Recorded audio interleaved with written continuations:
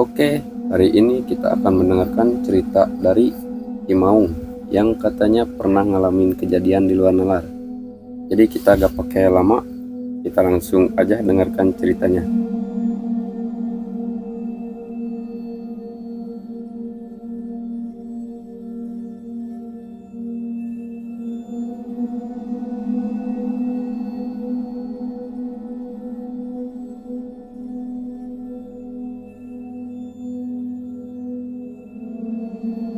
Jadi boleh diceritakan apa kejadian yang bikin takut sampai sekarang? Oke, kita diawali dari perjalanan pertama ya, dari kita pemberangkatan ke daerah Curug Pengantin. Ya niatnya kita mau mancing ikan cana lokal ya, cana lokal. Dan di tengah perjalanan atau kita udah nyampe tujuan, ternyata sebenarnya kita berempat ya. Kita sebenarnya berempat, cuman pas nyampe irigasi pertama kita berpencar dan yang dua balik kanan dan saya sama teman saya lanjut ya menyusuri kali Curug Pengantin. Nah disitulah kita punya cerita yang cukup lumayan mistis dan menegangkan. Nah di cerita itu juga mungkin percaya nggak percaya ya, soalnya ini pengalaman saya pribadi ya, bersama teman, dan teman saya juga pernah nanya sih sebenarnya waktu kita berhenti di suatu tempat yang lumayan agak seram, dan beliau juga sampai bilang bahwa kita ini nyasar, udah nggak ada jalan lagi di sana ya. Nah kita malahan di situ beliau istirahat dan makan dulu, kalau kita terus maju mancing ya, terus menyusuri kali itu. Nah disitulah kita nyampe ke suatu tempat yang konon diceritakan bahwa tempat itu adalah tempat orang-orang meminta-minta kode buntut. Kalau zaman dulu ya, kode buntut yang namanya itu batu karut. Nah di situ aura mistis sudah kerasa sama saya, dan intinya di tempat itu emang benar-benar luar biasa ya, beda sekali dengan sebelumnya kita nyampe ke tempat itu. Nah pas kita lagi mancing, lagi duduk ya, saya nggak sengaja melirik ke batu karut yang ada di sebelah sana, yang di belakang saya. Nah di sana tuh saya melihat sesosok, itu sebenarnya masih siang ya, sekitar jam setengah 2-an lah, setengah 2 siang itulah ya. Saya sengaja dengan melirik ke belakang itu awalnya merasa ada, sampai merinding bentar ya sahabat YouTuber, kita juga merasakan ini pas mau menyebut mereka itu merinding ya. Cuman nah pas kita melihat ke belakang di atas batu karut itu, kita melihat sesosok, saya kira manusia ya, yang lagi melihat air atau mengecek air ya buat ke warga-warga. Dan ternyata pas dilihat, kok manusia kok tinggi gede gitu kan. Nah saya kaget di situ. Nah saya penasaran, balik arah lagi, si mata tuh ke depan lagi. Nah pas kita balik lagi ke belakang, jadi si sosok makhluk itu udah pindah arah kayak yang mau mendekati kita ya, Cuman yang saya bikin terkejut ya, si kepala makhluk itu aneh gitu kan. Yang anehnya kayak orang-orangan sawah, cuman si rambutnya itu nggak beraturan lah intinya. Kalau dilihat dari sosoknya seperti manusia biasa ya, cuman badannya tinggi gede,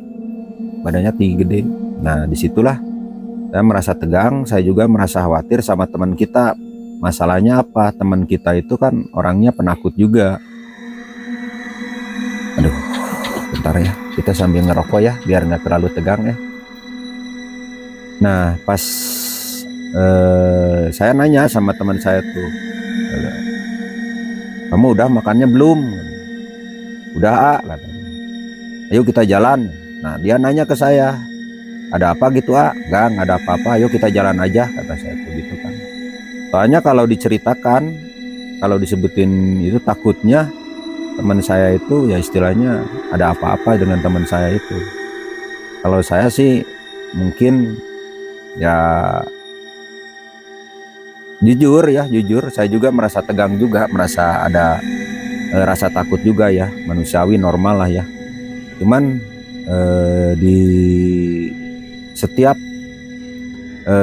melangkah saya di kali itu melangkah, saya nggak berani saya di depan, jadi teman saya yang di depan, saya yang di belakang, jadi menghadang, takutnya si sosok makhluk itu takutnya menyerang teman saya gitu kan itu.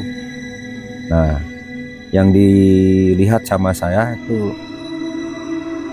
dulu sebelum zaman sekarang itu udah jarang lah yang minta-minta nomor ya.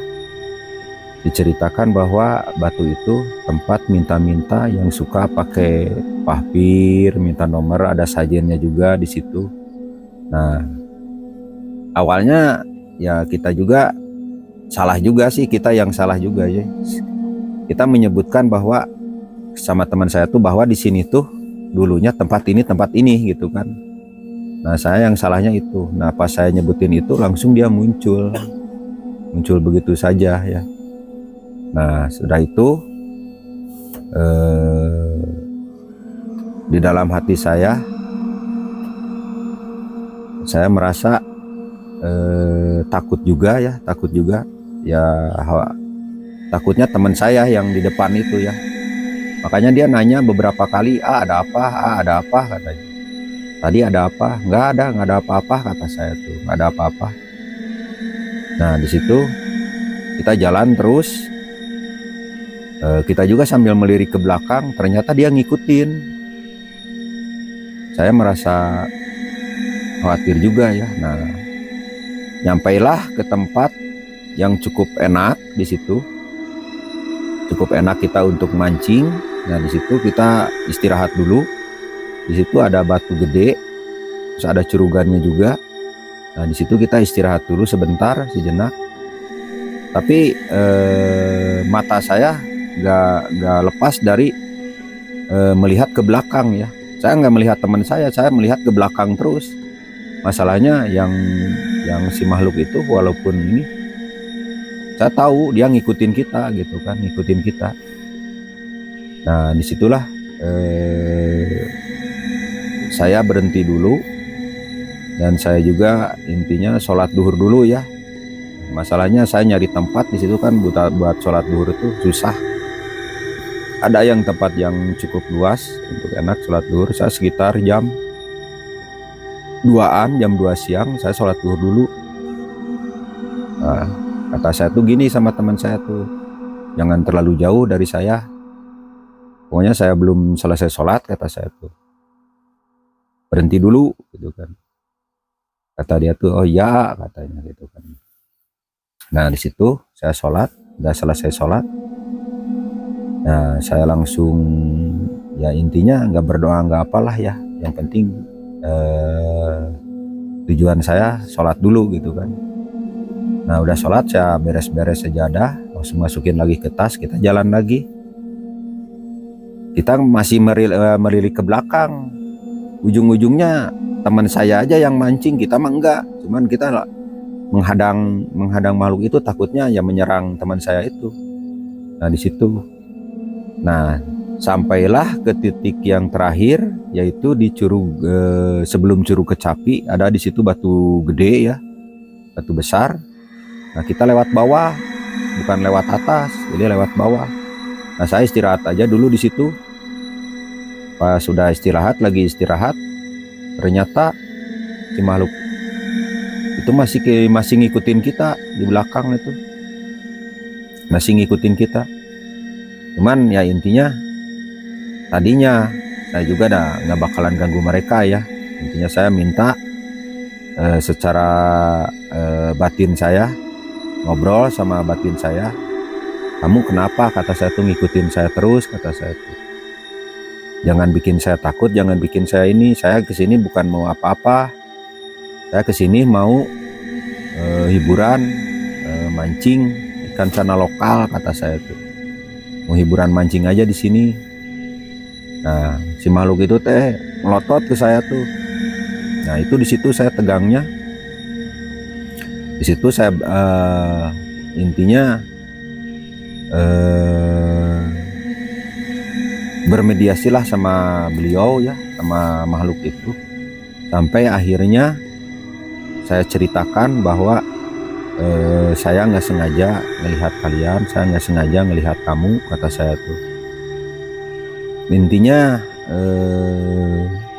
lama kelamaan makhluk itu juga merasa mungkin gimana ya gitu, soalnya dia ujung-ujungnya dia balik arah juga. Langsung pas saya ngedip, dia udah nggak ada gitu kan. Nah, disitulah saya merasa lega, merasa tenang. Nah, cuman di situ ada teman saya juga, dia penasaran sama saya, nanya. Nah, di situ udah jalurnya udah aman ya. Nah, dia nanya sama saya, sebenarnya tadi ada apa? Ya disitulah saya ceritain bahwa tadi ada yang ikut, kata saya tuh, dari Batu Kadut itu, dari tempat pesugihan itu, kata saya tuh. Sampai nyampe ke sini tuh kita tadi sampai, makanya saya tadi bilang saya lagi sholat jangan jauh dari saya, karena dia ada di belakang kita, kata saya begitu. Nah, dia sampai kaget, ya dia sampai nanya, terus sekarang gimana katanya. Gak apa-apa dia, katanya. Enggak, katanya, udah balik arah, katanya. Nah, disitulah, kita nyampe lah ke Curug Kecapi. Nyampe ke Curug Kecapi. Nah, jadi kita nggak ke curugnya juga ya, soalnya airnya gede kan, terlalu gede airnya. Jadi kita langsung naik ke atas. Nyampe lah kita ke irigasi yang terakhir, irigasi Centeng ya namanya ya. Biarin lah disebutin juga dah, itu namanya di hutan ya, nggak apa-apa. Nah, nyampe ke irigasi Centeng, kita ada rekan, nggak tahu dari mana, 3 orang di sana. Dia juga sama lagi mancing. Nah, dia memancingnya ke bawah ke Curug Kecapi, saya naik ke irigasi. Nah, di situ kita mulai tegang lagi. Nyampe ke sana tuh sekitar jam 3-an. Nyampe ke irigasi Centeng itu sampai jam 3-an ya. Nah, di situ kita mulai tegang lagi, karena di situ juga kita udah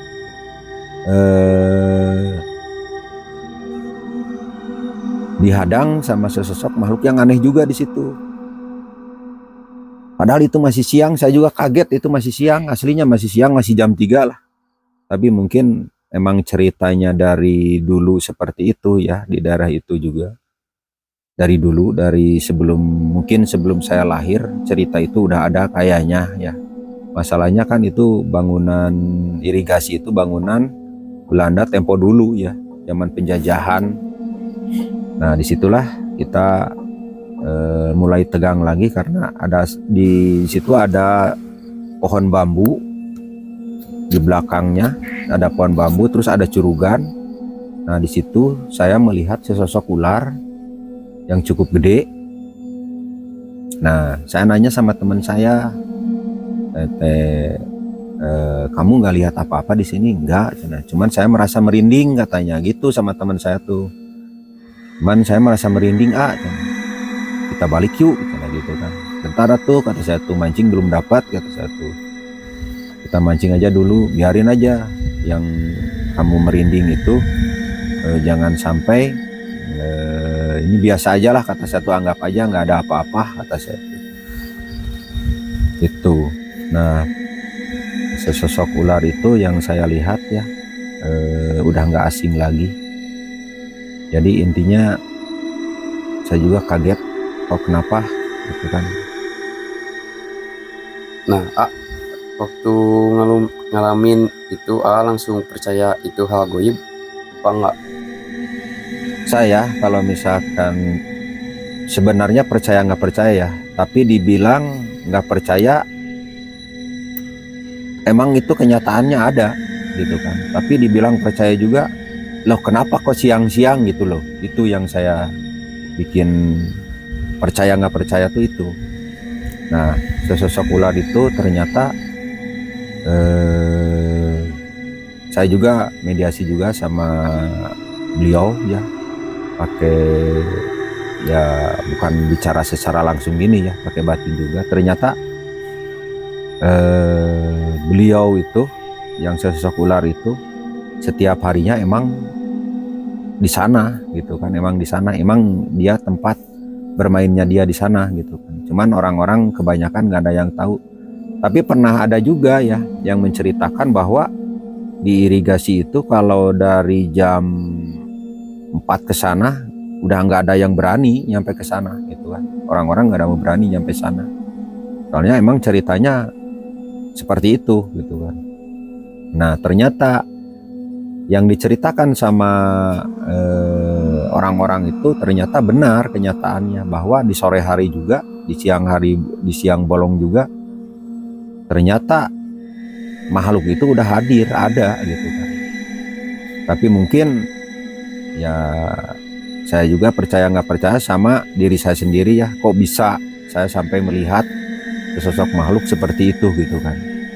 Nah, di dalam ketemu saya sama sesosok ular itu ya, saya ngomong sama mereka, kamu kenapa kok masih ada siang-siang kok udah menampakkan diri, kata saya tuh. Nah, dia menjawab, yang bisa melihat saya katanya istilahnya kalau kata Sundanya ya, kalau kata Sundanya anu ningali urang ukur sababaraha jelema gitu kan. Jadi nggak setiap manusia melihat saya katanya gitu kan. Nah, terus intinya kamu merasa terganggu nggak kedatangan saya ke sini? Nggak, karena saya di sini sering ada yang lewat ke sini, sering ada yang ini, saya suka ngelihat aja, saya nggak mengganggu katanya gitu kan. Oh, kata saya tuh, ya udah kalau gitu mah. Cuman saya merasa aneh katanya sama kamu katanya. Kenapa katanya gitu kan? Bisa melihat saya bukan bisa melihat kata saya tuh, cuman ya kebetulan aja, mungkin kebetulan aja kata saya tuh gitu. Nah, terus beliau itu, tempat kamu di mana gitu. Saya ada di atas katanya, ada di Batu Karut katanya gitu kan, ngomongnya gitu. Nah, saya penasaran dengan cerita yang hilang, orang hilang itu Cok ya. Yang orang hilang itu yang orang mana? Yang orang tua hilang itu.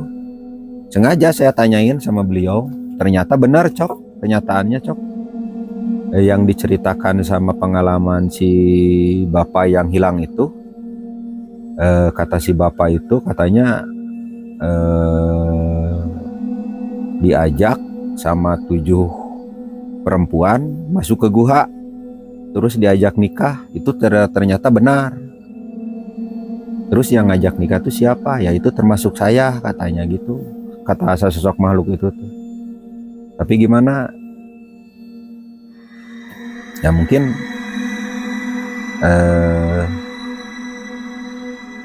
saya nggak ngerti lah maksudnya seperti apa ya. 7 wanita itu ternyata mereka itu semuanya adik kakak. Nah, yang 7 wanita itu ternyata bukan 7 orangnya mau menikahi si bapak itu, cuman ada 1 orang ditawarin nikah sama si bapak itu, katanya gitu. Cuman si bapak itu nggak mau gitu kan. Nah, apakah ada efek atau perubahan setelah kejadian itu, misalnya mimpi aneh atau kejadian buruk? Nah, ya dari situ saya sama teman saya intinya dari semenjak kejadian itu kita pulang ya. Cuman saya belum cerita sama teman saya bahwa saya pernah pengalaman kejadian seperti itu. Nah, terus kita pulang dan ketemu lagi sama rekan yang berdua itu. Nah, kita istirahat di pos BC yang penjagaan karcis itu di Curug Pengantin ya. Nah, di situ kita ngopi dulu. Dan saya nggak bercerita ya. Ternyata yang dari rekan yang 2 orang itu, ternyata dia juga bisa merasakan bahwa katanya Kang katanya ada yang ngikut ya katanya. Ada yang ngikut apa kata saya tuh.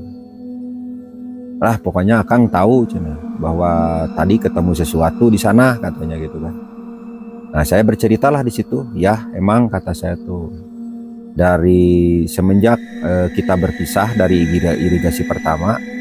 Nah, kita nyampe ke Batu Karut, kata satu saya ditemuin sosok ini. Nah, terus kita nyampe ke irigasi Centeng, kita ditemui sesosok ular, kata saya tuh. Oh bener Kang katanya, yang ikut ada di sini katanya gitu kan. Ah yang benar kata saya tuh. Ya kata teman saya tuh yang 2 orang itu. Ya katanya. Terus gimana tuh? Tapi dia nggak apa-apa katanya, cuma ngikut aja katanya. Gitu. Nah saya tuh di situ emang di pas istirahat di saung BC itu ya, yang penjagaan kaca itu sekitar jam 4:30 lah, jam 4-an lah kurang lebih lah di situ, jam 4-an. Jadi suasana juga udah mulai berbeda. Dan kejadian-kejadian yang sesudah itu atau mimpi ya, yang sesampainya di rumah, emang ada ya, saya mimpi sesuatu yang asing. Dalam mimpi itu ya, itu sesudah kita dari sana ya. Dalam mimpi itu saya masuk ke suatu taman kan, cuman di yang saya rasakan taman itu bukan taman gitu ya. Jadi intinya semacam gerbang kerajaan goib yang cukup lumayan luas ya, yang cukup lumayan asing bagi saya di situ. Orang-orangnya juga ditanya nggak pada nyaut ya, istilahnya kita cuman nanya, dia cuman melirik, balik arah lagi, balik muka lagi gitu kan. Saya nanya lagi, melirik, balik arah lagi gitu. Ini sebenarnya apa gitu? Itu dalam mimpi saya.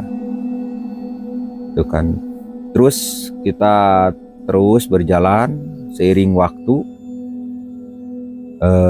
sampai saya bangun tidur subuh sekitar jam 3:30. Saya nggak langsung bangun, sampai berpikir ya, kok kenapa ya kejadian-kejadian waktu siangnya kita mancing itu kok ke bawah mimpi, kata saya.